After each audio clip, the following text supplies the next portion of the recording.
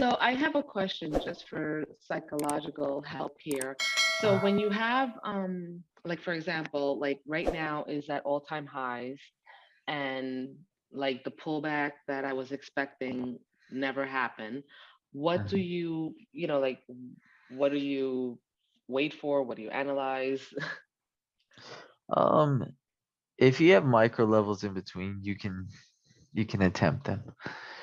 For me, if I just don't like the area, or if I just am not comfortable with it, then I'll just look on another chart for other trade ideas. I Okay. think for those, that are just trading one chart at a time, which is good, I do think that, if you miss a move and you don't have any levels kind of in between to maybe catch up with the move, then you just gotta wait it out. Okay. It's easier for mental health in general.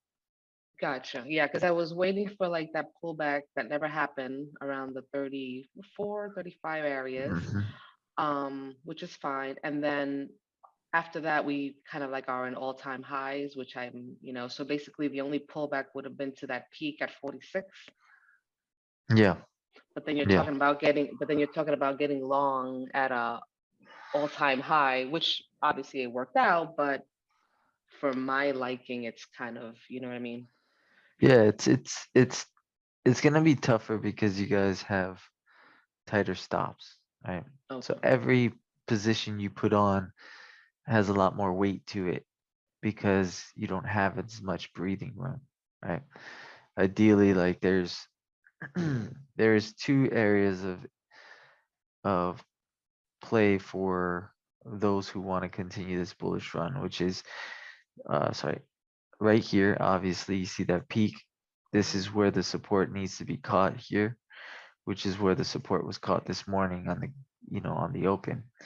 Or if not there, then this prior peak here where we had the original pullback for the support here for the continuation, which happened off the open of Sunday and the London session, right? Um, Below this, more than likely would bring us down somewhere around this previous day low. Right. Above this would continue the bull run to the upside. But the problem with this is that if you didn't catch it here, Mhm. you then have to try your best to catch it at these little peaks, which is okay. Not not it's not like you can't do it.